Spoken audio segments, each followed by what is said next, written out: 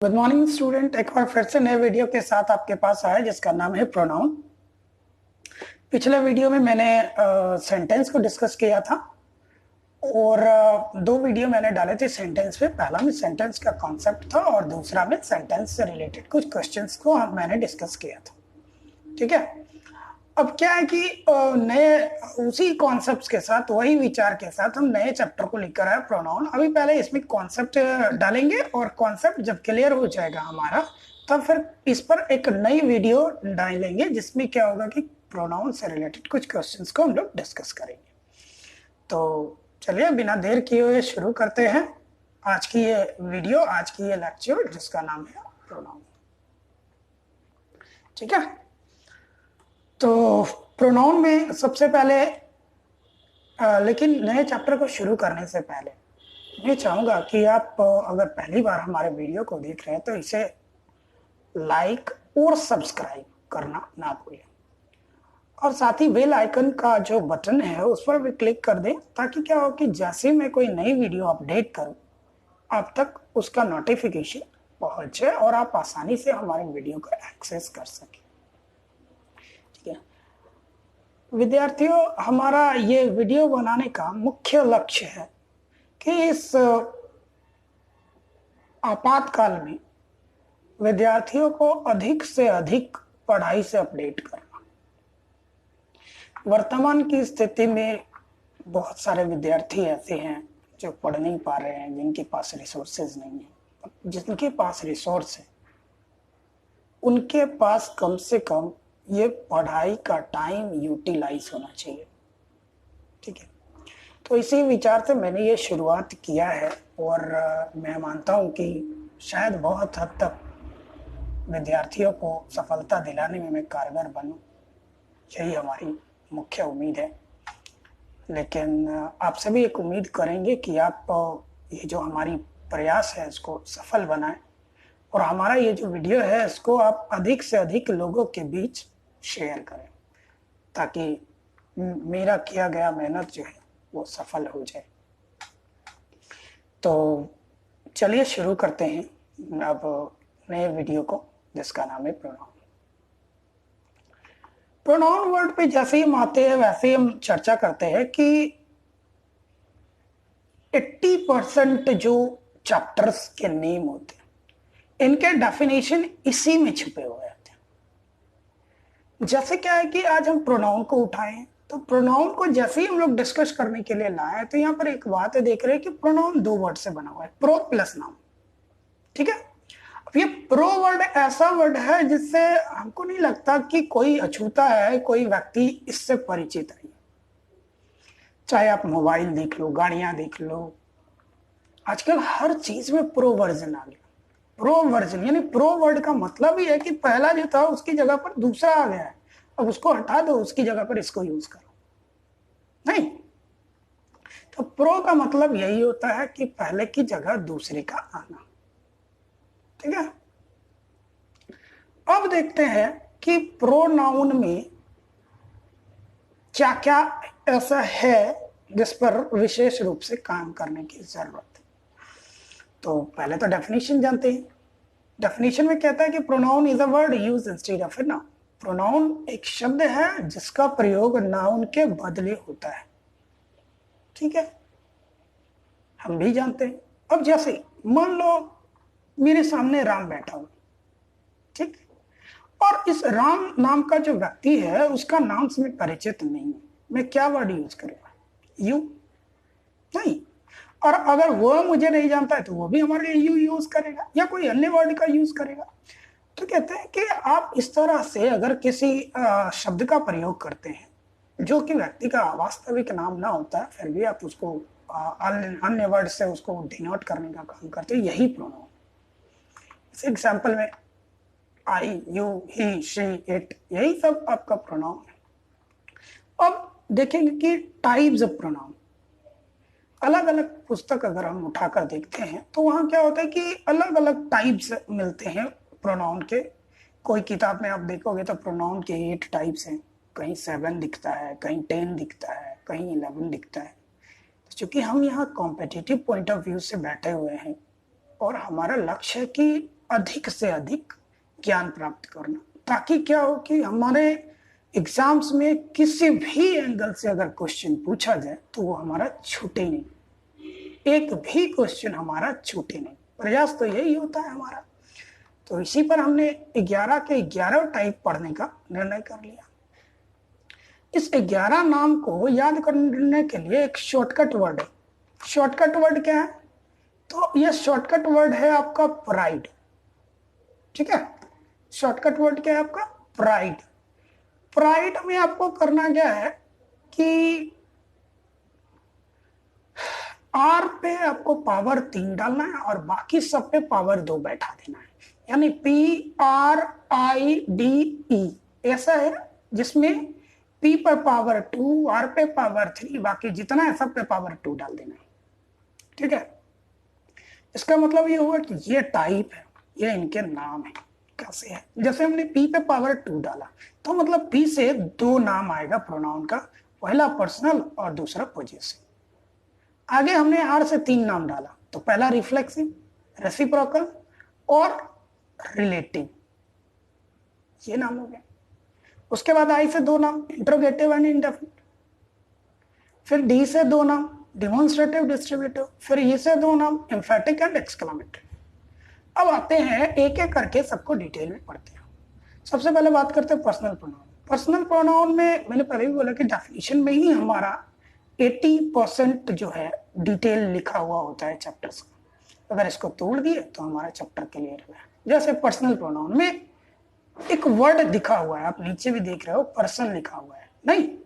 तो personal pronoun को अगर हम तोड़ने का प्रयास करेंगे तो सीधा सीधा दिख रहा है कि पर्सन इसमें है, तो यही इसकी पहचान है।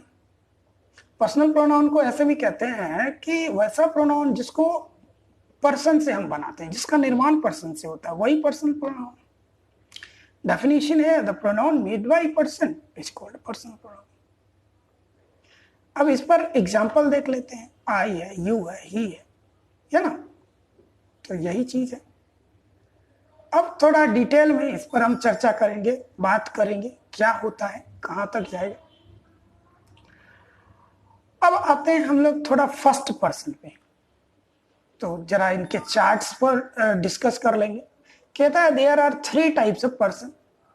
पर्सन 3 प्रकार के हैं, फर्स्ट, सेकेंड और थर्ड है। ठीक है, जिसमें क्या है कि ये फर्स्ट पर्सन में आई आ गया, सेकेंड में हमारा वी आ गया, सॉरी फर्स्ट पर्सन सिंगुलर में आई, फर्स्ट पर्सन प्लूरल में वी, सेकेंड सिंगुलर में यू, सेकेंड के प्लूरल में भी यू, थर्ड के सिंगुलर में ही, शी, इट आ गया, और थर्ड के प्लूरल में जो है वो आपका दे का प्रयोग हो जाता है। ठीक है, तो ये आपका बेसिक टाइप हो गया। अब थोड़ा और आगे बढ़ते हैं। लिखा है कि पर्सनल प्रोनाउन जितने भी होते हैं इनको, इनके पहले लेटर को हमेशा कैपिटल में ही लिखा जाता है। ये थोड़ा नियम है, इंपॉर्टेंट है, याद कर लेना हमको। अब थोड़ा प्रोनाउन को केस के रूप में भी डिस्कस करके देख लेते हैं। ये प्रोनाउन एज केस है, प्रोनाउन का केस की तरह हम कैसे यूज करें इस पर थोड़ा चर्चा है। ठीक है, तो जरा देख लेते हैं कैसे होगा। तो पहला है आई, है ना? आई का objective case me, possessive case mine, reflexive case my self. ठीक है, इसी तरह से हम और भी देखेंगे, अलग अलग है हमारा, जहां पर हमको थोड़ा काम करने की जरूरत है। अब क्या है कि अगला है हमारा वी। वी का ऑब्जेक्टिव अस, पॉजेसिव आवर या आवर्स और रिफ्लेक्सिव आवर्स। ठीक, उसी तरह यू है, ही है, शी है, इट है, सारा नाम दिया है, इस पर विशेष चर्चा करने की जरूरत नहीं। लेकिन अब क्या होता है, इतने के बाद एक थोड़ा सा डाउट उठता है। डाउट क्या उठता है, जरा उस पर भी गौर करेंगे हम लोग। क्या डाउट उठा है हम लोगों को, जरा देखेंगे। डाउट देखो उठा ये है कि ये जो वर्ड हमको आया है पॉजेसिव, इसमें हम देख रहे हैं कि 2 वर्ड मिला है। एक माई है, एक माइन है, एक आवर है, आवर्स है, योर है, योर्स है, हिज है, हर हर्स है। 1-2 को छोड़ दिया जाए तो बाकी सब में देखें कि लगभग क्या है, डबल वर्ड है। डबल वर्ड आने का मतलब क्या है? तो डबल वर्ड मतलब हाइफन के जो दाईं तरफ वर्ड है, मतलब माई, आवर्स, योर्स, हर्स, दियर्स, ये सब वर्ड, इसको कहते हैं कि ये सब वर्ड विदाउट नाउन आता है। क्या आता है? Without noun. मतलब ये ऐसा वर्ड है जिसको अगर हम लगाएंगे तो इसके साथ नाउन लाने की जरूरत नहीं होगी। ये इधर वाला यानी कि बाएं साइड वाला जो है हमारा, उसको अगर हम लाएं, यानी कि ये जो हमारा इटैलिक लाइन है इसके बाएं तरफ वाले जो वर्ड है, माई है, आवर है, योर है, हिज है, हर है, तो इसके साथ हमको नाउन का प्रयोग करना पड़ता है। जैसे माई कंट्री, नहीं, आवर एम्बिशन, योर मोबाइल, ठीक है। यही इनके साथ अगर हम एस लगा दें, कहते हैं this is not the program of mind, या आपको माइंड लगाया मतलब नाउन का प्रयोग हमने बंद कर दिया, ठीक है। तो इधर दूसरा वाला जो वर्ड है वो नाउन के साथ नहीं आएगा, पहला वाला जो वर्ड है वो आपको नाउन के साथ आएगा। इस पर थोड़ा सा ध्यान रखना है, यही इंपॉर्टेंट है इस पूरे चैप्टर में, इस पूरे केस वाले में, ठीक है। अब थोड़ा हम आगे बढ़ते हैं। ये तो मैंने पहले ही डिस्कस कर दिया कि पहला लेटर जो होता है वो हमेशा से इसका कैपिटल होता है। दूसरा प्रोनाउन में आ जाते हैं पोजेसिव प्रोनाउन। पोजेसिव में कहता है कि pronoun that is used to express possession. Possession का मतलब होता है अधिकार, वैसी वस्तु जिस पर आपका अधिकार दिखता हो, ये आपका पोजेसिव प्रोनाउन है। जैसे माई है, योर है, आवर है, इट इज। नोट में लिखा है कि हर प्रोनाउन के अपने पोजेसिव होते हैं। Each pronoun has its own possessive, therefore they don't interfere with one another. मतलब हर प्रोनाउन का अपना पोजेसिव है, इसलिए दूसरे में इंटरफेयर नहीं करते। दूसरे में इंटरफेयर नहीं करते, जैसे आई लिखा है तो आई लव माई वर्क, मैं अपना काम करता हूं। तो अपना वाला जब भी वर्ड लगेगा तो ये अपना शब्द का हिंदी सब्जेक्ट के अनुसार लगेगा, यही बदल जाएगा अगर अपना के जगह दूसरे का हो जाएगा। जैसे यहाँ दे लगा तो दे हैव नॉट पेड दियर फी, यहाँ पे क्या हुआ, दे सब्जेक्ट है तो दियर लगा, आई सब्जेक्ट था तो माई लगा है, यही चीज। इसी को अगर हम तीसरा वाला एग्जांपल देखें, you are my best friend, तो तुम अपना अच्छा मित्र हो ये तो नहीं हो सकता, तुम मेरे अच्छे मित्र हो यही हो सकता है। तो यहाँ पर अपना नहीं यूज हुआ, इसकी वजह से यहाँ पर हमने क्या किया कि ये माई का प्रयोग कर दिया है। यहाँ पे अगर अपना नहीं होता तो शायद हम यहाँ पे माई का प्रयोग, सॉरी अपना का भाव अगर आता तो शायद हम यहाँ पर माई का प्रयोग नहीं कर पाते, यहाँ योर का प्रयोग करते। क्योंकि यहाँ अपना नहीं है इसीलिए हमने इसका प्रयोग किया है, ठीक है। अब हम जरा आगे की ओर बढ़ते हैं। अगला प्रोनाउन है आपका रिफ्लेक्सिव। रिफ्लेक्सिव में कहता है, रिफ्लेक्सिव ये भाई आपका साइंस वाला वर्ड है, नहीं। साइंस में क्या कहते हैं कि अगर हम कोई काम को करते हैं और उसका रिफ्लेक्शन हमारे ऊपर होता है तो इसी को हम रिफ्लेक्सिव प्रोनाउन कहते हैं। रिफ्लेक्शन का मतलब क्या है, थोड़ा इसको एक्सप्लेन करके अच्छे से समझते हैं। रिफ्लेक्शन का मतलब हो गया कि कोई काम आप किए और उसका असर आप पर काफी दिनों तक आया था। जैसे रिफ्लेक्शन की कुछ बात कर ले कि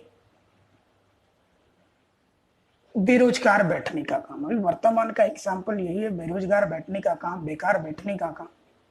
अगर जिंदगी में कभी याद करने का मौका मिला तो क्या है, ये हम हमेशा याद करेंगे, कभी भी कोई भी बात होगी। अब जैसे कहने का मतलब है रिफ्लेक्शन क्या होता है, थोड़ा इसको और डिटेल में मैं समझाता हूँ आपको। कहता है कि सपोज हम कोई शादी में जाते, कोई पार्टी में जाते, तो क्या होता है कि दो तरह की घटनाएं वहां घटती हैं। एक कि पार्टी बहुत अच्छी होती है, खूब खाते पीते डांस करते हैं, एंजॉय करते हैं, लौट कर घर आ जाते हैं, बड़ा मजा आता है। और एक दूसरी तरह की पार्टी होती है, जैसे आप कोई पार्टी में गए, अच्छा खाना नहीं मिला, अच्छा आपके साथ बर्ताव नहीं हुआ, कोई घटना घट गई, कोई अलग तरह की बात हो गई, तो वो शादी थोड़ा यादगार हो जाता। और जब कभी भी शादियों का जिक्र होगा, उस पार्टी का, उस शादी का जिक्र तुरंत कर देंगे कि भाई ऐसा हुआ था। यही रिफ्लेक्शन। जैसे मान लीजिए कोई पार्टी में आप गए और उधर से जब लौट के आए तो आपका चेहरा बता देता है कि पार्टी में आपने एंजॉय किया या ये वेस्ट गया। पार्टी में गए, बढ़िया खाना वगैरह मिला, अच्छी आदर सत्कार मिली, बड़े खुश होकर आते हैं, कहते हैं वाह पार्टी बहुत अच्छा था, शानदार था, मजा आ गया। वही दूसरी तरफ पार्टी अगर खराब रहा तो क्या होता है, आते के साथ चेहरे पर 12 बजे हुए, जिसको करी अगर कभी किसी को साथ लेकर गए हैं या कोई आपसे जिद करके पार्टी में गया है तो उस पर तो सारा गुस्सा निकाल रहे हैं कि तुम्हारे कारण गए ऐसा वैसा, मुख्य रूप से। तो ये बात है। तो ये रिफ्लेक्शन हुआ, क्योंकि हम पार्टी में गए और अच्छा या बुरा जो कुछ भी हुआ उसको हम बार बार डिस्कस करते रहे, बार बार उस पर चर्चा करते रहे, यही हमारा रिफ्लेक्शन है। ठीक है। तो रिफ्लेक्सिव प्रोनाउन में क्या करता है कि ऐसा नाउन जो क्या करे, रिफ्लेक्शन को दर्शाए, उसको हम रिफ्लेक्सिव प्रोनाउन कहते हैं। एग्जाम्पल में लिख दिया my self, your self, her self, it is, ये सब उदाहरण है। इसमें भी लिखा है कि हर प्रोनाउन का अपना रिफ्लेक्सिव होता है, दूसरे में इंटरफेयर नहीं करते, मतलब सेम बात है, आई है तो माई सेल्फ ही लगेगा, यू है तो योर सेल्फ ही लगेगा, हर सेल्फ ही लगेगा, तो यही चीज है यहाँ। एग्जाम्पल में लिख दिया I enjoyed myself in the party, they hurt themselves, है ना, उन्होंने अपने आप को चोटिल कर लिया। इम्फैटिक प्रोनाउन ये भी जस्ट लाइक आपका रिफ्लेक्सिव की तरह होता है। ठीक है, यहाँ पर रिफ्लेक्शन नहीं होता, यहाँ पर केवल जोर डाला जाता है। अगर बेसिक बनावट देखोगे तो दोनों का एंड सेल्फ वर्ड से ही होता है, उसमें भी सेल्फ लगा, इसमें भी सेल्फ लगा हुआ है। डिफरेंस सिर्फ यही होता है कि थोड़े यूजेस के अंतर होते हैं, बस और कुछ नहीं। तो जैसे इसमें कह रहा है कि वैसा प्रोनाउन जिसका प्रयोग जोर डालने के लिए है, pronoun that is used to emphasize, emphasize का मतलब होता है जोर डालना। एग्जाम्पल यहाँ भी आपको माई सेल्फ, योर सेल्फ ही मिल रहा है। अब नोटेबल पॉइंट्स पर थोड़ा ध्यान दें। नोटेबल पॉइंट है हमारा कि emphatic is used after subject while reflexive used after. ये आपका बड़ा अंतर है। ये क्या है, आपका बड़ा अंतर है एम्फेटिक और रिफ्लेक्सिव में। कहता है एम्फेटिक का प्रयोग जो होता है वो आपको सब्जेक्ट के तुरंत बाद होता है, वही रिफ्लेक्सिव का प्रयोग जो होता है वो वर्ब के तुरंत बाद होता है। अब जरा एग्जांपल में समझो, आई माई सेल्फ कॉल्ड यू, यहाँ आई सब्जेक्ट है, बगल में माई सेल्फ लगा, ये हमारा एम्फेटिक का उदाहरण है। वही दूसरा देखते हैं, आई अवेल्ड माई सेल्फ, तो यहाँ अवेल वर्ब था, इसके बाद माई सेल्फ लगा, है ना, मैंने लॉकडाउन में फायदा उठाया।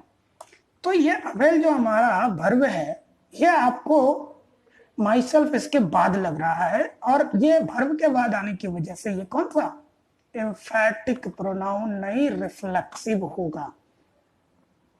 चलिए अब थोड़ा और आगे नोट नंबर 2 पर चर्चा करते। कहता है neither reflexive nor emphatic can be used as subject. कहता है ना तो एम्फेटिक ना ही रिफ्लेक्सिव, ये दोनों में से कोई भी हम सब्जेक्ट के रूप में यूज नहीं करते। बहुत जगह हमने देखा है, ये बड़ी मिस्टेक होती है, खास करके जब हम स्पोकन करते हैं तो वहां पर इसकी बहुत चर्चा होती है, myself X Y Z. ये जब कभी भी हम लिखते हैं गलत लिखते हैं। क्यों? क्योंकि दोनों फॉर्मेट, चाहे हमारे रिफ्लेक्सिव हो जाए या एम्फेटिक हो जाए, दोनों में से किसी फॉर्मेट का प्रयोग हम सब्जेक्ट के रूप में नहीं कर सकते।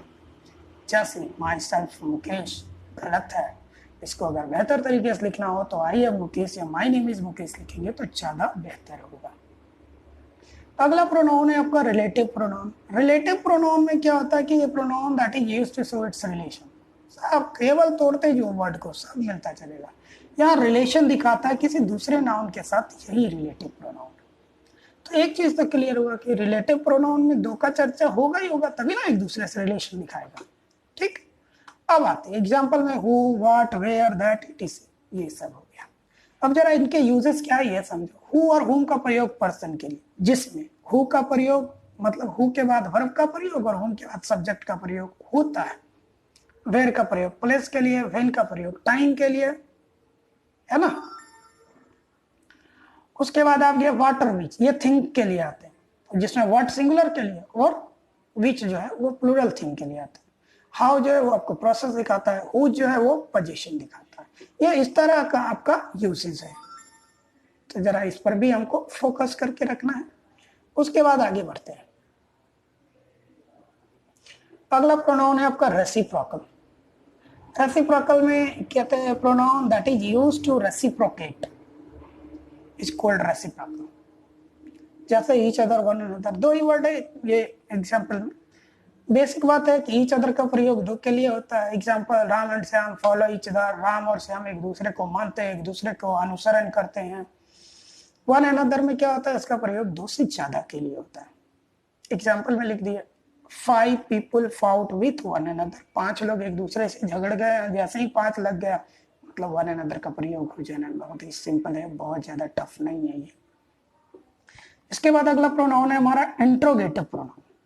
इंट्रोगेटिव प्रोनाउन में सिंपल है, इंट्रोगेटिव है मतलब क्वेश्चन ही पूछा जाएगा, लिखा भी है a pronoun that is used to ask question. नहीं, वैसा प्रोनाउन जिसका प्रयोग क्वेश्चन पूछने के लिए किया जाए उसको हम इंट्रोगेटिव प्रोनाउन कहेंगे। एग्जाम्पल के लिए व्हाट है, व्हाई है, वेयर है। Note it ends with question mark, इसका अंत क्वेश्चन मार्क के साथ होता है। एग्जाम्पल के लिए व्हाट इज योर नेम, आपका नाम क्या है। वेयर इज माई बैग, मेरा बैग कहाँ है। वाई आर यू एंग्री, तुम गुस्सा क्यों हो, है ना। इस तरह से जो वर्ड है वो आपका इंट्रोगेटिव में आता है। अगला है इंडेफिनिट प्रोनाउन। इंडेफिनिट पहले लिखा जिसका कोई अता पता नहीं, है ना, तो वैसा ही नाउन को दिखाएगा। Pronoun that is used for indefinite noun, वैसा नाउन को दिखाएगा जिसका नाम अता पता कुछ नहीं है। कैसे भाई, तो anybody, everybody, somebody, nobody, no one, है ना। नोटेबल पॉइंट्स ये है कि जितने भी इंडेफिनिट प्रोनाउंस है वो सारे के सारे सिंगुलर है। All indefinite pronouns are singular and singular verb is used with it, और सिंगुलर होने की वजह से इनके साथ केवल सिंगुलर वर्ब का प्रयोग होता है। अब ऐसा इसलिए है क्योंकि यहाँ देखते हैं लिखा है कि somebody is calling you, somebody is calling you, कोई आपको बुला रहा है, तो somebody यहाँ पर जो है वो आपका वैसे ही यूज हो रहा है। nobody is willing to go out, इसमें एक्सेप्शन सम और ऑल को छोड़ देना है। सम और ऑल में क्या कंडीशन होता है जरा हम आगे इस पर चर्चा करेंगे, और ऐसे आगे नहीं भी करेंगे तो अभी समझ लो। देखो सम और ऑल जो है ये सिंगुलर भी और प्लूरल भी हो सकता है, ये डिपेंड करता है इसके बाद यूज होने वाले नाउन पे। सम और ऑल के बाद अगर आने वाला वर्ड प्लूरल होगा तो इनके साथ वर्ब प्लूरल लगेगा, अगर ये इनके बाद वर्ड अनकाउंटेबल नाउन होगा तो सिंगुलर लगेगा। बेसिक बात है ये। डिमॉन्स्ट्रेटिव का बात थोड़ा कर ले, कहता है pronoun that is used to demonstrate noun, वैसा प्रोनाउन जिसका प्रयोग नाउन को डिमॉन्स्ट्रेट करने के लिए हो, प्रदर्शित करने के लिए हो, इसको हम डिमॉन्स्ट्रेटिव नाउन कहते हैं। एग्जाम्पल के लिए this, that, these, those, such, same, जो भी है ये सब इसका उदाहरण है। अब कहते हैं दिस का प्रयोग जो है वो सिंगुलर के रूप में नजदीक की चीज को दिखाने के लिए होता है। यही आपको इंग्लिश में भी लिखा हुआ है, this is used to express the thing which is singular and near to the subject. Example this is my book. उसी तरह दैट उल्टा हो जाएगा, दैट आपका दूर के लिए लेकिन सिंगुलर। और इन्हीं के प्लूरल फॉर्मेट है आपको दीज और दोज, ठीक है, उस पर भी चर्चा करना है। लगता है नहीं है इसमें, खैर कोई नहीं, अब डिस्ट्रीब्यूटिव देख लेते हैं। इसी का प्लूरल है, दिस का प्लूरल आपका दीज होता है, दैट का प्लूरल दोज होता है, ठीक है। तो दीज का प्रयोग नजदीक की प्लूरल की वस्तु दिखाने के लिए और दोज का प्रयोग दूर की प्लूरल की वस्तु दिखाने के लिए होता है। अब आते हैं डिस्ट्रीब्यूटिव प्रोनाउन। डिस्ट्रीब्यूटिव प्रोनाउन कहते हैं pronoun that is used to express distribution, ये बंटवारा दर्शाने के लिए होता है ना। एग्जांपल में ईच, एवरी, इधर इधर। एग्जांपल में देख लो, ईच है तो ये कोई पार्टिकुलर सेंस में यूज होता है, एवरी है तो सब को मिला के यूज हो जाएगा। नहीं, each student should have 2 pens, प्रत्येक विद्यार्थी के पास 2 कलम होना चाहिए। इसका मतलब क्या हो कि हम एक एक विद्यार्थी को बोल रहे हैं। वही दूसरी तरफ बोले एवरीवन इज रेडी, हर कोई रेडी है, का मतलब क्या है कि मोस्ट लोग रेडी है। शायद एक दो छूटा होगा तो अलग बात है, लेकिन मोस्ट लोग रेडी है, इसका मतलब यही हो गया। ऐसे हो आइदर का प्रयोग दो में से कोई एक के अर्थ में होता है ना। Either of this 2 boys are guilty, इन 2 लड़कों में से कोई एक दोषी है। तो यहाँ आर नहीं ईज होना चाहिए, ये थोड़ा टाइपिंग एरर हो गया है हमारा, ठीक है, इस पर थोड़ा फोकस करेंगे। ये आर का प्रयोग गलत है, यहाँ पर आपको ईज लगाना, ठीक है। तो ऐसा है, यही बनावट है हमारा, इस पर थोड़ा फोकस करना है।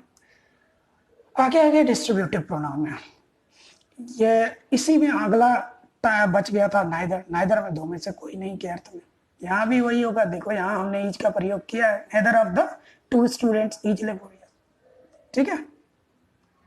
अब इसमें करना है कि जितना डिस्ट्रीब्यूटिव होता है सब सिंगुलर होता है और इसके साथ सिंगुलर वर्ब का प्रयोग होता है। वहां जो मैंने सुधारा था कि वहां आपका आर की जगह ईच करवाया, यही रूल है इसका।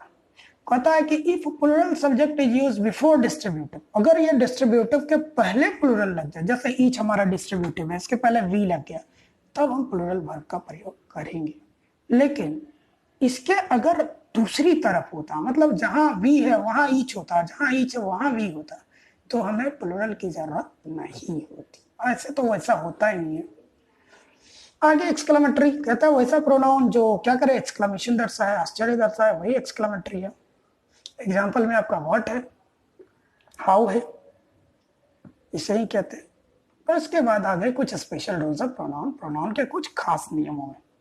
रूल नंबर 1 कहता है कि प्रोनाउन के बाद हमेशा से ऑब्जेक्टिव केस का प्रयोग होता है। एग्जाम्पल में देखो, आई इनवाइटेड यू, है ना। तो चूंकि इनवाइट के बाद यानी वर्ब के बाद ऑब्जेक्ट का प्रयोग होता है, तो यहाँ ऑब्जेक्टिव स्थिति बन रहा है, इसलिए हमने यहाँ मी का प्रयोग कर दिया।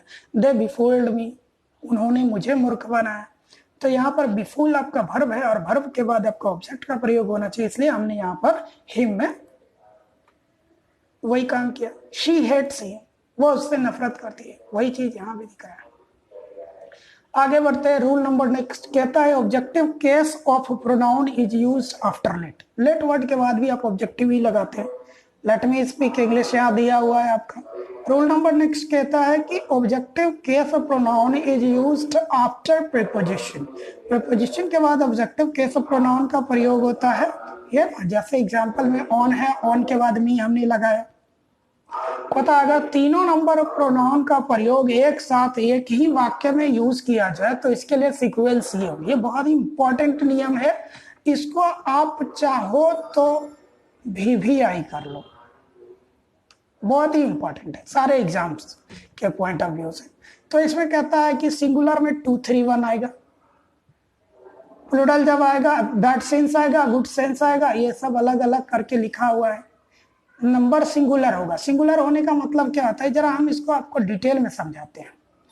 क्या है देखो, ही, यू, ही और आई। यहाँ पर देखो, यू क्या है, second person singular number, he क्या है, third person singular number, I क्या है, first person singular number. Are तो लगा ही है, लेकिन क्रम इनका 2 3 1 का आया।